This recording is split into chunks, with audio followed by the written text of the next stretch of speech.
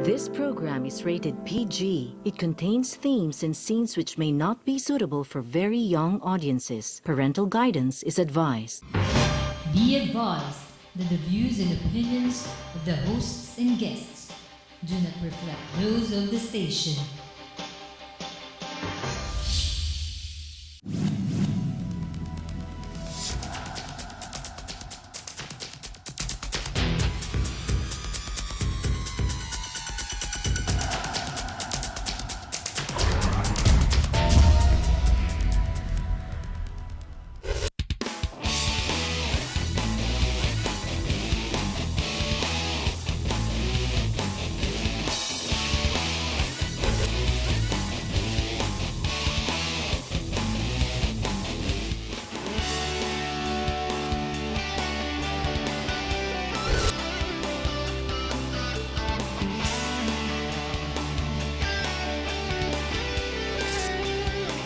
You are what you watch.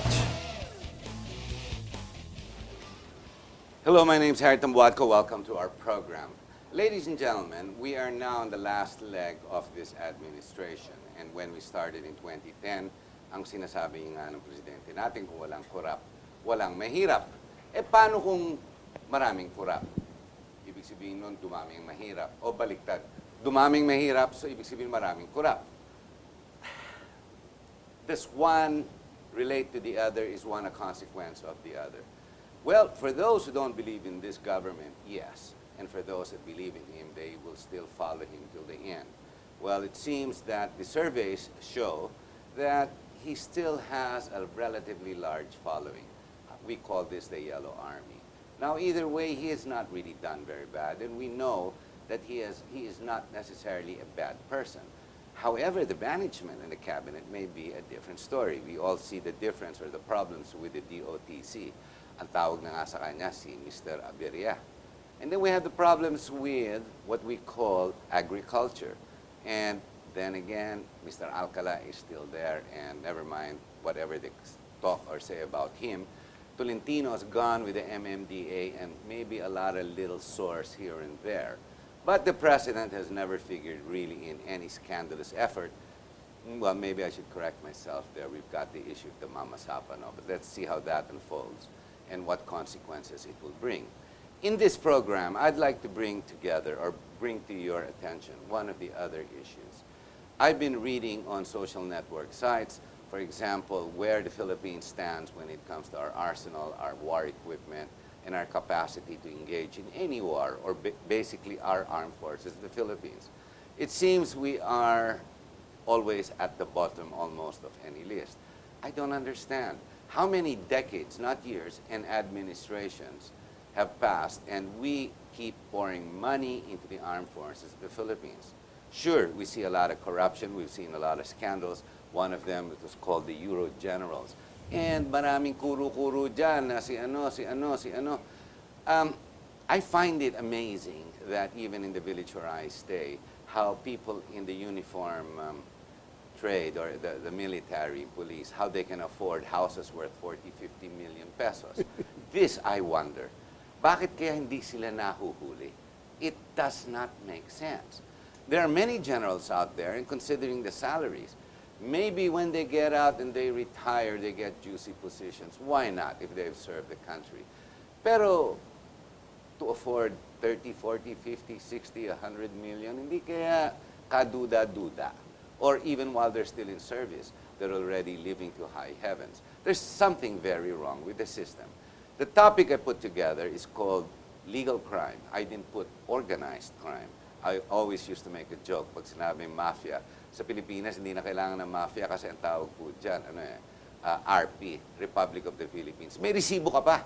Bibigyan ka pa ng resibo because of the corruption we perceive the government to be in. Now, it's not just the people in government, it's also the people outside government. It is now the moral, it's tay-tay lahat, one way or the other. I think we've all gotten corrupted. But when it comes to the armed forces of the Philippines, or our military, and even our police, paano naman kaya kung nanakawin lang ang pera, ang pinopondo ng gobyerno para dito, ng Kongreso, no less, and then we don't have anything to show for it. kaawa-awa naman mga sundalo natin. And what about our defense? Is this not a sensitive issue that each and every one of us should look into? Are the military people, those that are in the leadership, are they corrupt? Are they pocketing the funds and then hiding, saying, sensitive to, hindi pwedeng ibigay sa inyo information? We've heard this once so many times before in the Senate. Masyadong sensitive. Hey, to hell with sensitivity. Transparency is what we require. Ladies and gentlemen, I asked to be our guest tonight, Mr. George Chua, who's actually a host now on GNN. A very successful man, an engineer, twice over, and a man who was previously president of Armscor, an ammunition manufacturer in the private sector. But this was many, many, many years back. He's a professional to date, and what better way to talk of issues than with a GNN host. Thank you very much for being here, George.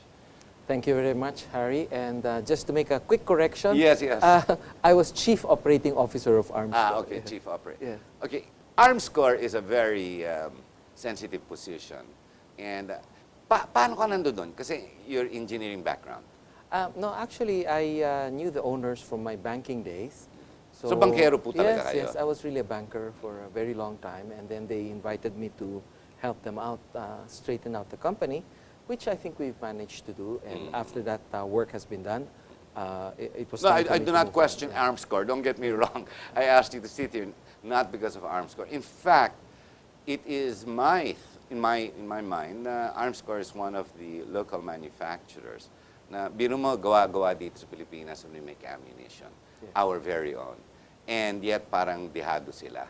We seem, or our military, our AFP, seem to like importation so much. I don't understand this. But kaya, maraming commission doon. No, I really don't know. I guess the common reasoning that you would hear is that the standards and things like that. But we do follow very strict standards also, not just for in the firearms industry, but as president of the Federation of Philippine Industries, I know that our members do follow international standards, which is why a lot of our members are also able to export our products.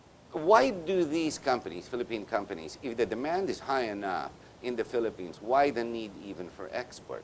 I find that a little off. I mean, sure, it's always good to have foreign markets if your margins are much better. But if in a country where we budget a big amount of funds, we budget for our military ammunition, bakit tayo nag-export pa? Dapat yung mga local, diretso na lang lahat dito. Well, actually, Harry, that's a very good point. No? But the problem in dealing with government is sometimes, of course, it's not a level playing field. You said that. in that they do require, for example, if the product is imported, then the payment mechanism is via letters of credit, whereas if it's locally procured, it's mostly just through purchase orders, which sometimes takes a while to get paid. So I think the reason is that also we want to diversify our markets. No? To be dependent on just one market is not the smartest thing you can do. Plus, of course, the bidding process can be quite exhaustive and sometimes difficult, no? In terms of compliance, no? In that you're supposed to have previous experience of X amount of negotiations with the government. But if you've never dealt with the government, then you're never going to go in because they have no track record. Yes. But barriers of entry, as you have identified, it just keeps going on and on and on, can be corrected if government was sincere and with political will to correct the issues at hand.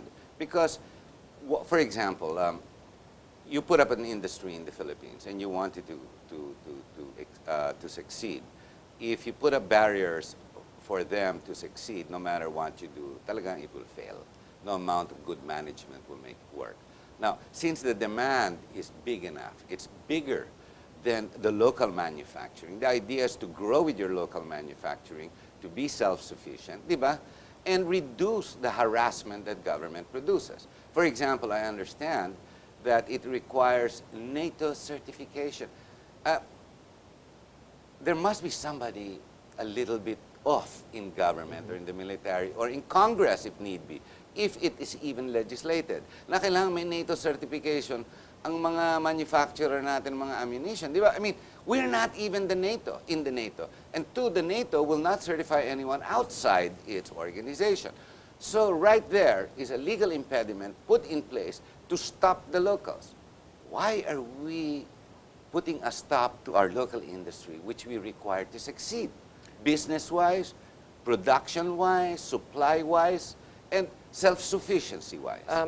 Actually, since 1938, there has been the flag law, which states that all things being equal, even if the Philippine supplier is 15% higher than the... They have to buy from the Philippines. Than the foreign So be supplier. it. They have to buy from the Philippines. Dapat. Unfortunately, under the procurement law, that has sort of muddled up the whole issue in that there are now so many pre-requirements and things like that. And some of the requirements, as you say, like the NATO certification, have been put in place really to create a barrier or just to point out to a specific supplier that does have that certification in exclusion of everybody But George, else. if it is so obvious, why not the manufacturers get together and say, hey, this is a stupid insertion here. This restriction it shouldn't be there. Well, Hindi kaya dapat you see, sabihin nila the yun. thing there is that the manufacturers have very little clout in terms of the supplying to the government because the manufacturers have to procure or secure their licenses from the government. I know, it's one and the same thing. For example, even the bidding and those that approve, number one, the people in the AFP are all temporary. The people in the manufacturing side, that's proprietary, private side yan, they really own it. May ownership yun eh. Yes. So may passion and everything else. It's a military, all these people are temporal. They're out after a certain number of years and whatnot. And their choice to go through, to import something, rather than self-sufficiency, supply in your own country, to build your own country, di ba? What happened to their nationalism? Yung armed forces ba natin, napaka-corrupted na importante sa kanila? Alika, mangumisyon na lang tayo sa mga import. Kesa gawin dito, nawala ng pagka-Pilipino nila. I don't think the armed forces or the Philippine National Police is, I'm sorry, as I'm you not say, trying corrupt. to put you in a spot. No, not at all. Yeah. But maybe the information they have is incorrect. But they should correct it. It's not Yes. like it just happened yesterday. This has been going on for decades. Correct me if Right. I'm wrong. But hindi sila, who's sitting now? Martir, no? Yes. Why doesn't he bring it out? Open his mouth, make a report. There is something very wrong here. Ayusin natin to. Let's go to Congress, fix it. But it seems, because this issue is above, it's slightly above the public perception. Mahirap intindihin Yeah. unless you're a man, bankero po kayo, your background, and you're CEO, di ba? You're operating it. You can see the good points, the bad points, and why government is doing this. You can see all sides. Pero bakit sila nandiyan dyan? Hindi nila, I don't understand. No? Ba't hindi nila kinokorek? Well, I had proposed in my paper for my GSC when I took it a few years ago, was that the self-reliance should be a priority of the armed forces. I agree. And, and in reality, there should be no duplication, meaning to say that the government arsenal should move on to better things or more important things. No? Because, for example, the manufacture of ammunition, while it is important, we do have more efficient facilities in the case of Armscor that can manufacture the necessary ammunition that we need. No? Kaya na ng Armscor, local yan. Yes. Then imported, then We've been able to export that ammunition. So if it's acceptable abroad, then it meets standards. They can test those standards. Yes.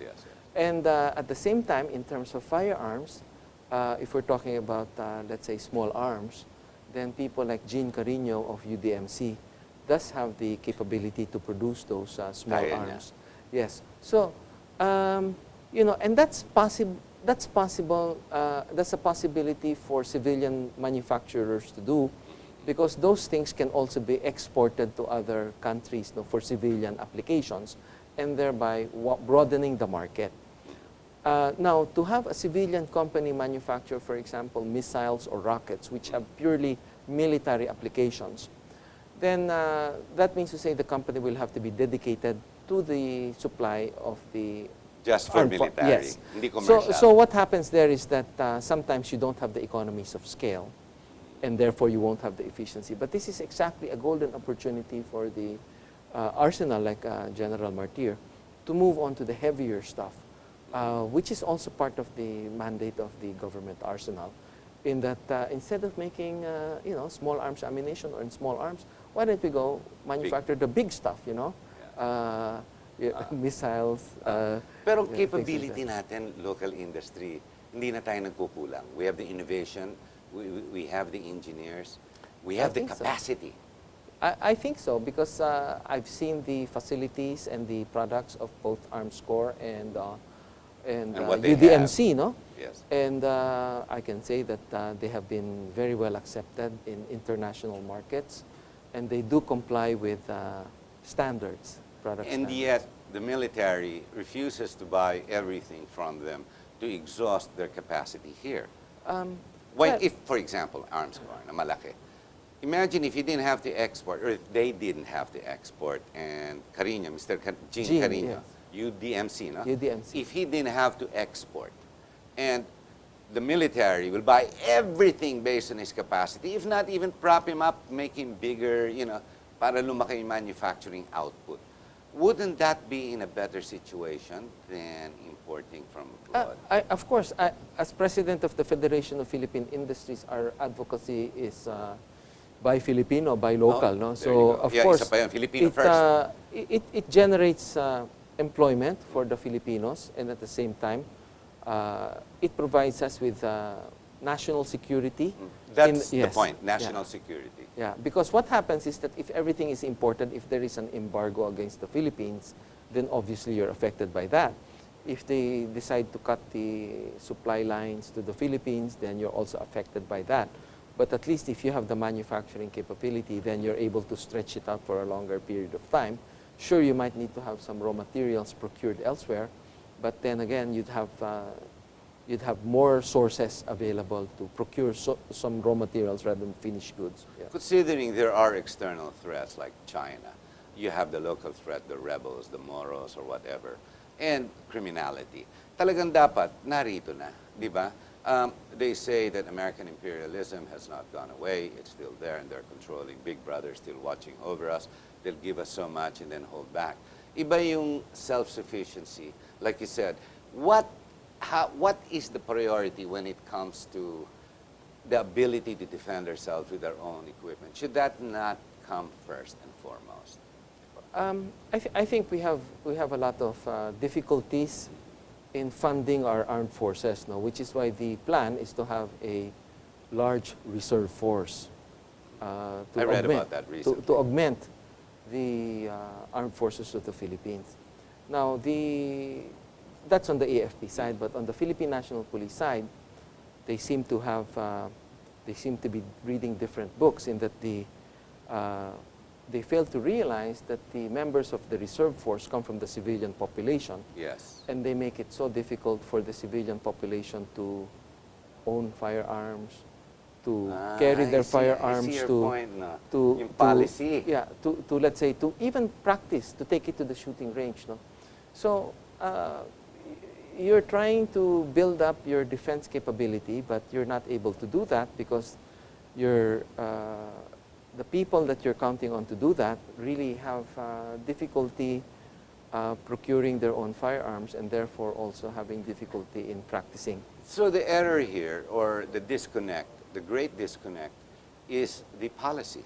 I think there are some structural problems in terms of policy, in concerning procurement, in concerning manufacturing, and concerning policy on usage. Okay, George, we're going to have to take a short break. Sure. Ladies and gentlemen, I am not familiar with the jargon, nor the policy, or the intricate, the complex nature of purchase of equipment or ammunition, missiles, small guns, long guns, whatever. And I'm bringing this out in front of you. The reason, not because I'm trying to expose something, but simply because there's a great disconnect with what we call the temporal service or what I call the military. Alam mo, dyan lang sila, nakatungtong sila sa taas, tapos aalis din yan. Hindi naman tumatagal mga yan eh.